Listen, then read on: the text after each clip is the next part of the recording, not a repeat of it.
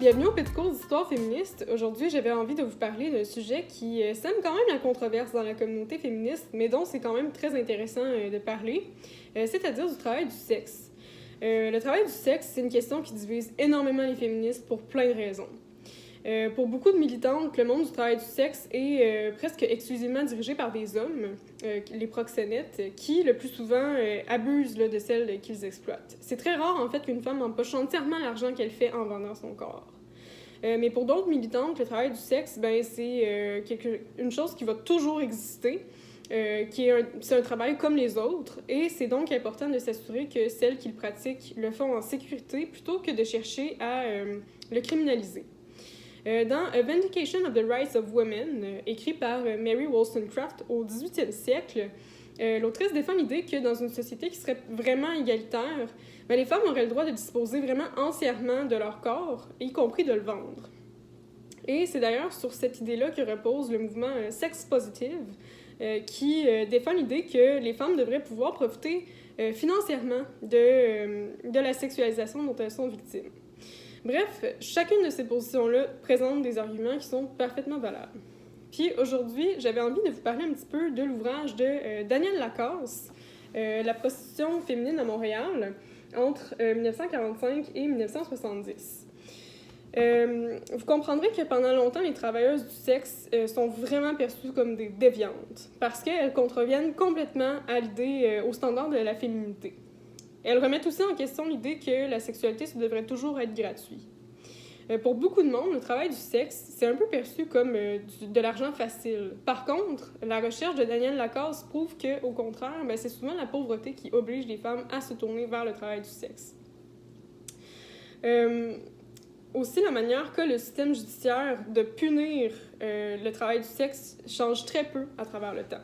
Par exemple, depuis 1839, la première loi relative au travail du sexe, jusqu'en 1972, l'année d'entrée en vigueur de la loi sur l'infraction de sollicitation, le cadre juridique ne connaît que quelques transformations. Et c'est le plus souvent en vertu de l'article de la loi sur le vagabondage que les policiers montréalais arrêtent les travailleuses du sexe.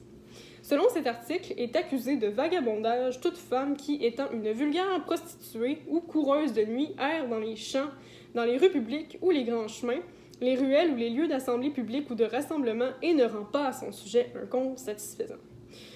Donc, comme vous pouvez le constater, c'est pas tant nice. Donc, c'est pas l'acte lui-même qui est condamné finalement, mais c'est vraiment le fait qu'une femme soit dans l'espace public sans vraiment avoir d'explication valable. À Montréal, entre 1945 et 1970, selon les rapports annuels du service de police de la ville, 88% des délits sont commis par des hommes. Donc, la criminalité féminine, c'est vraiment très, très bas.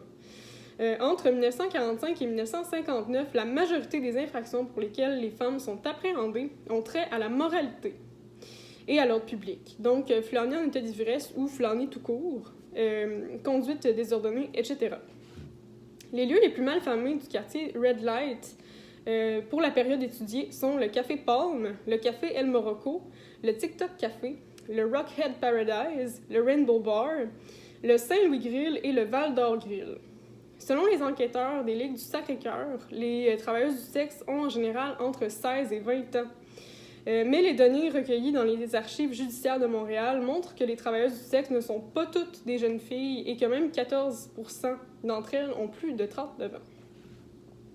21% des travailleuses sont mariées et souvent le travail du sexe c'est vraiment comme un salaire d'appoint. Ça leur permet de contribuer au revenu familial lorsque leur mari est malade ou au chômage. Mais c'est aussi souvent la seule solution pour elles quand leur mari décède ou après une séparation. Et un autre problème vraiment important, c'est que les métiers qui sont traditionnellement féminins, comme institutrice, employée de bureau ou ménagère, ne paient pas suffisamment une personne pour lui permettre de bien vivre. Il faut absolument que ce salaire-là soit couplé avec celui d'un homme pour permettre à une personne de vivre convenablement. Le niveau de scolarité des travailleuses du sexe est relativement élevé selon Danielle Lacasse, mais les emplois qu'elles occupent, quand elles n'ont pas le soutien financier d'un homme et qu'elles ont des enfants surtout, les obligent à trouver des solutions. Fait intéressant, il y a très peu de femmes immigrantes chez les travailleuses du sexe parce que les deux principaux groupes de néo-montréalais, les Juifs et les Italiens, ont vraiment des réseaux d'entraide familiale et communautaire solidement établis depuis le début du siècle. Ça fait en sorte que les femmes qui se retrouvent dans le besoin ont tout de suite du soutien et reçoivent de l'aide et n'ont pas à mettre leur sécurité en danger pour survivre. Donc, c'était tout pour cet épisode du Petit cours d'histoire féministe. J'espère que vous avez appris un ou deux trucs. On se revoit sans doute dans les semaines suivantes pour parler d'un sujet qui sera complètement différent.